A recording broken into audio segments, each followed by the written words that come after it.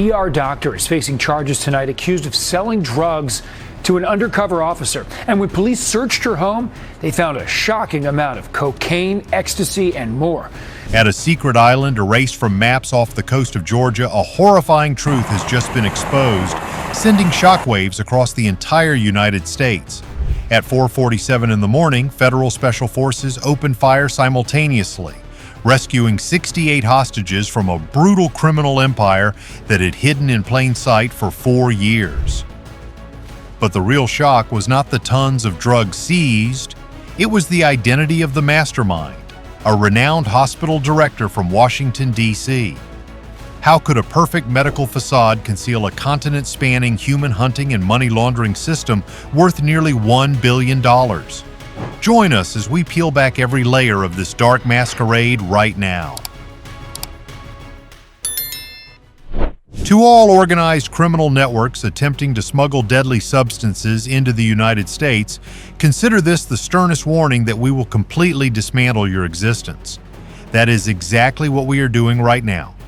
At 4:47 in the morning off the coast of Georgia on a hidden island amid the ocean, a surprise assault by federal forces took place. The result, 68 hostages safely rescued, tons of narcotics seized, and 12 powerful profiteers hiding behind billionaire facades exposed to the light. At the center of this network was a hospital director in Washington, D.C. The statistics are utterly horrifying. 832 confirmed deaths and 68 hostages rescued alive. More than 2 tons of fentanyl, methamphetamine, and cocaine were seized from an island erased from U.S. civilian maps in an operation spanning 4 states. This is one of the most alarming internal security breaches ever uncovered. However, the real shock was not the quantity of drugs seized. The shocking part is who built this empire. Not ordinary smugglers nor gunmen from drug cartels, but a hospital director in the nation's capital, Washington. This individual exploited federal access, a clean medical cover, and legitimate intermediaries to shield an island that has illegally exploited human beings for the past 4 years. To understand just how deeply this infiltration has penetrated, please share your thoughts, because what comes next is something every citizen needs to hear. At 4:47 in the morning, the darkness enveloping the Atlantic Ocean was shattered by the sound of helicopter engines. 3 federal forces, including the FBI, the Hostage Rescue Team HRT, the ATF, along with the United States Coast Guard, had coordinated their actions as a unified force. Their target was Aegis Island, a private island spanning 36 acres that had been erased from civilian maps, located 24 miles off the Georgia coast. Coast Guard vessels formed a tight cordon while fast-attack high-speed boats raced across the rough waves, delivering special operations teams to the jagged, rocky shore. Above them, 2 FBI helicopters flew low, ropes dropping into the dense canopy where armed guards were beginning to flee. Gunfire echoed through the cold air of the early morning. Controlled bursts of small arms fire rang out as agents advanced meter by meter. Inside the main compound of the island, chaos erupted. Wealthy individuals who once believed themselves untouchable were dragged from their luxurious bunkers. Meanwhile, 68 hostages were found in chains, dehydrated, and on the verge of unconsciousness. ATF teams raided an underground facility, discovering 2 tons of narcotics and 45 types of weapons stored next to large barrels of chemicals. As the sun rose, the battle ended. The island's secrets were finally forced into the light, and the world was about to learn who truly stood behind this place. As federal analysts began piecing together the evidence recovered from Aegis Island, one detail stood out immediately. The level of brutality did not come from ordinary criminals. It required leadership, financing, logistics, and 2 names that kept recurring in the encrypted files. They were Khaled Ibrahim, 41 years old, who had once been praised as the executive director of a private hospital in Washington, D.C. The second was Mohammed Ysef, 49 years old, Ibrahim's husband and the architect of an international financial network. On the surface, they were respected figures in their community.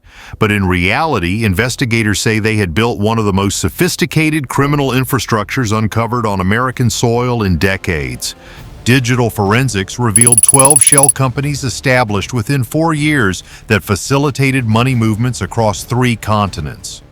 More than 47 unexplained federal-level transactions totaling over $890 million circulated between accounts in Guadalajara, Panama City, Mogadishu, and ultimately Minneapolis.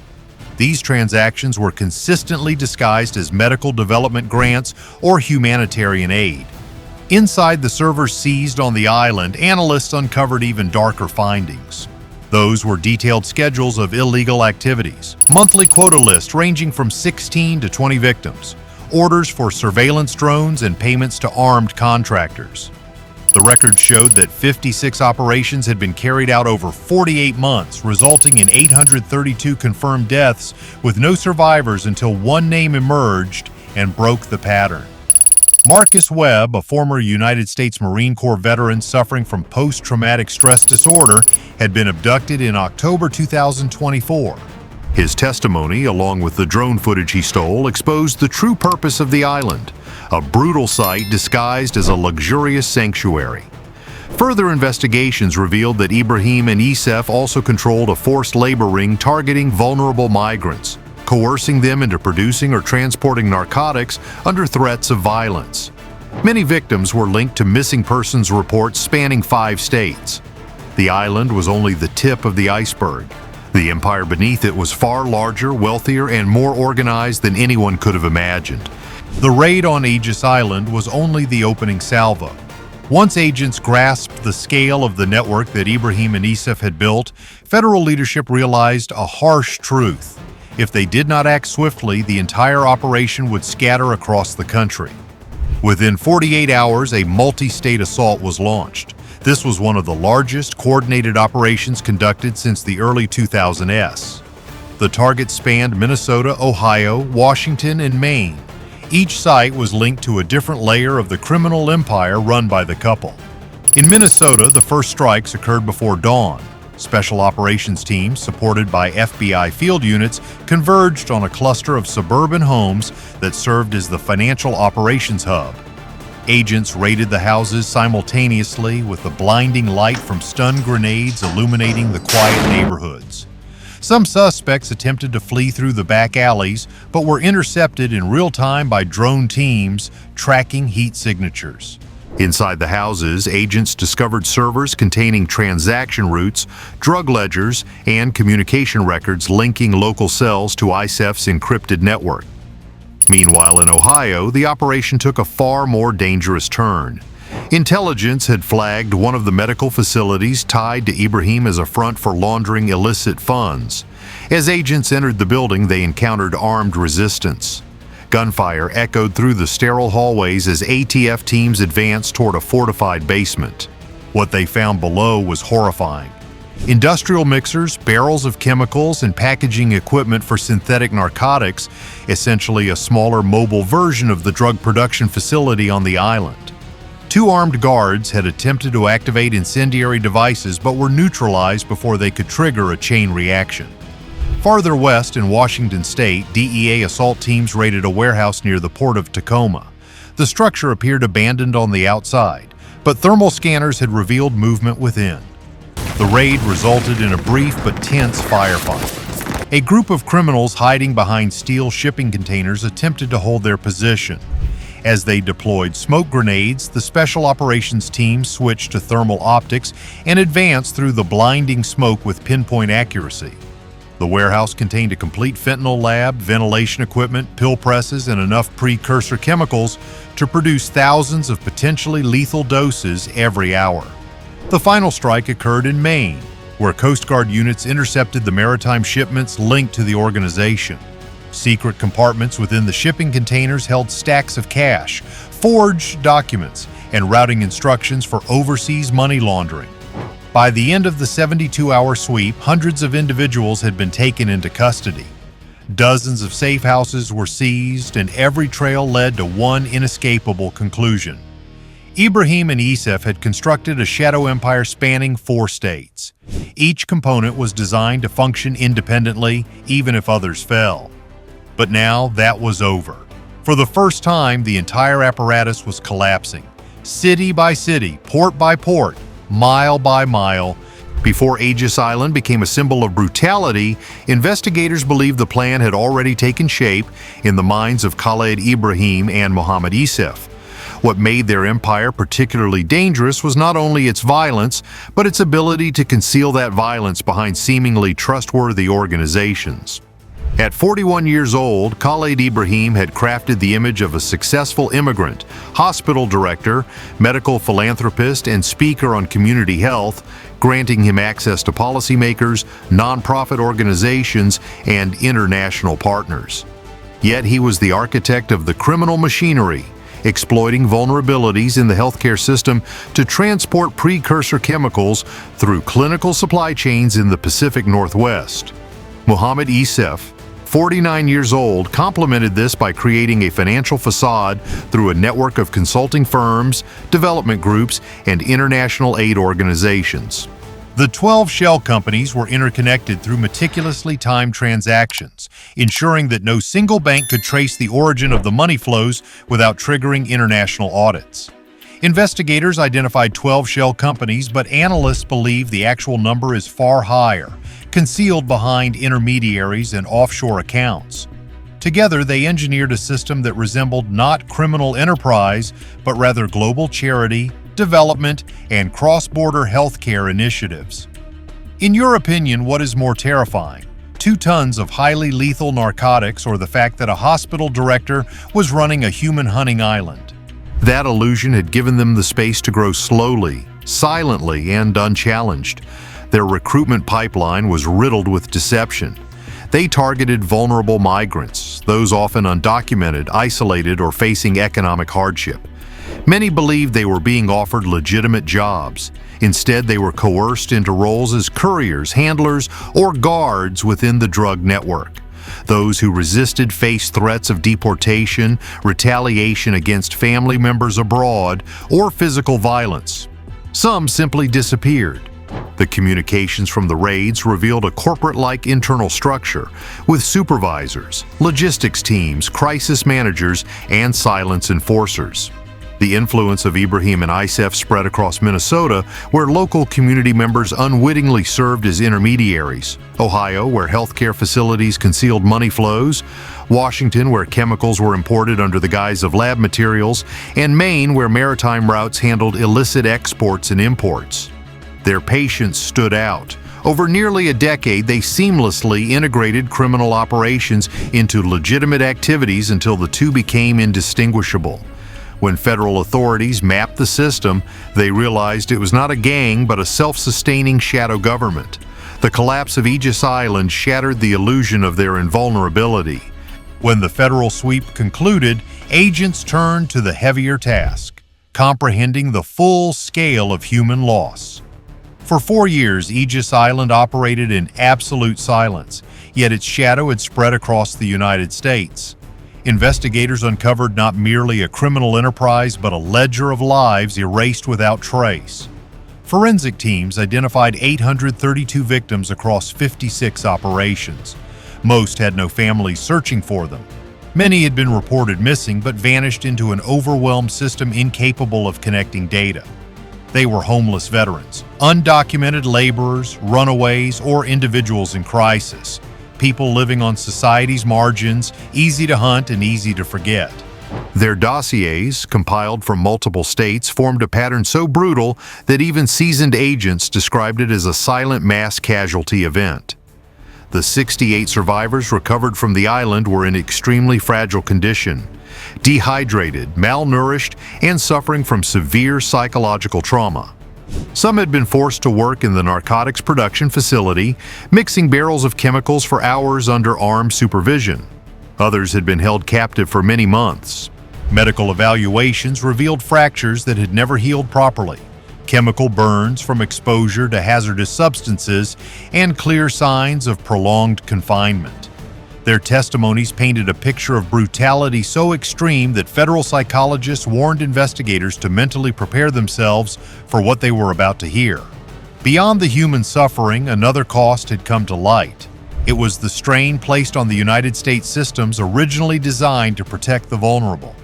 Ibrahim and Ysef had manipulated federal grant programs with chilling precision.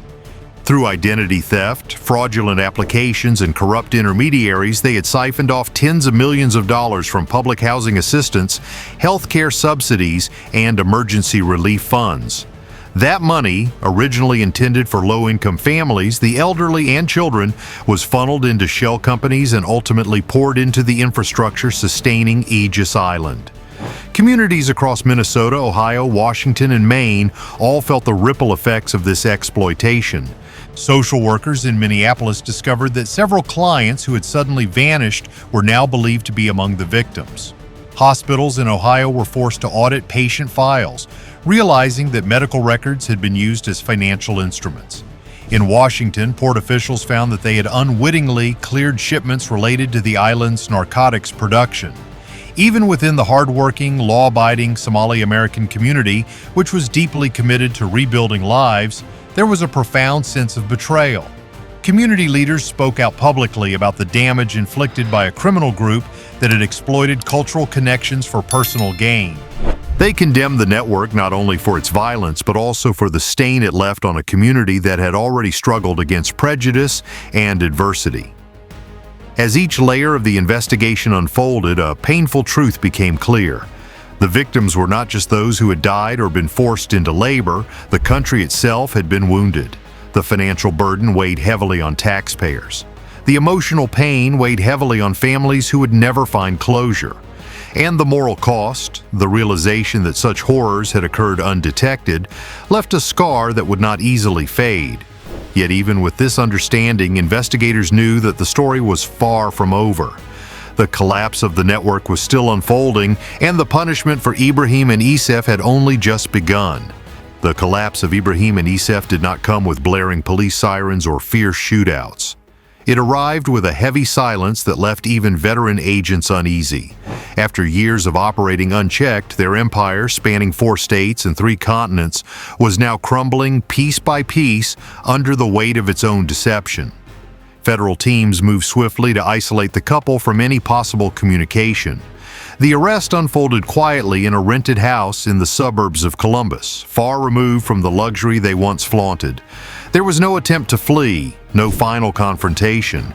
Just 2 people realizing too late that every door they had relied on had slammed shut. More than a dozen charges were read aloud, including human trafficking, drug distribution, financial fraud, federal extortion, and conspiracy to commit acts of violence. However, investigators believe the true scope of their crimes extends far beyond what is documented on paper. As agents sifted through the seized documents, servers, and offshore financial logs, they uncovered a network far more intricate than initially anticipated. Anonymous accounts linked to banks in 9 foreign countries, properties purchased under false names, and encrypted correspondence suggesting negotiations with international criminal alliances. This operation was not merely designed to generate wealth, it had been built to endure indefinitely, capable of replacing any missing piece. But when the island was exposed, when the financial core was dismantled, and when hundreds of operatives were arrested, the system could no longer sustain itself. Across Minnesota, Ohio, Washington, and Maine, community leaders and law enforcement partners confronted the aftermath. Safe houses were converted into evidence collection sites. Dozens of phones, hard drives, and abandoned passports awaited examination. Some victims' families finally received answers after years of uncertainty.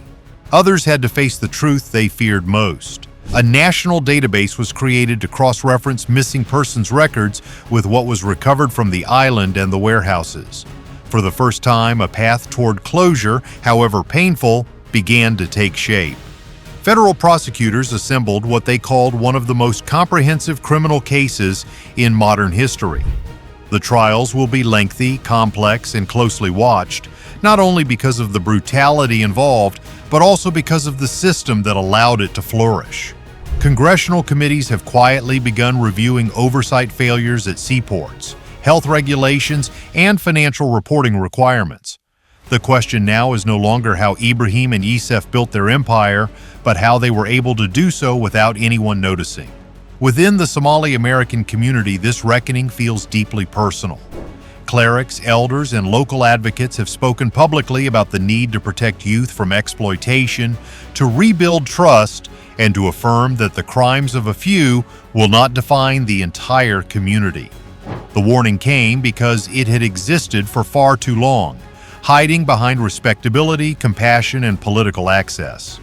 As the case reached the federal courthouse, a stark truth echoed through every briefing room. This was not merely the end of an empire, it was a revelation of how silence can render a nation fragile, and how evil can flourish so easily when no one is watching. What this collapse ultimately exposed was not just the dismantling of a criminal empire, but a stark warning about the world we live in. The most valuable lesson from this major case is the need for vigilance against perfectly crafted facades.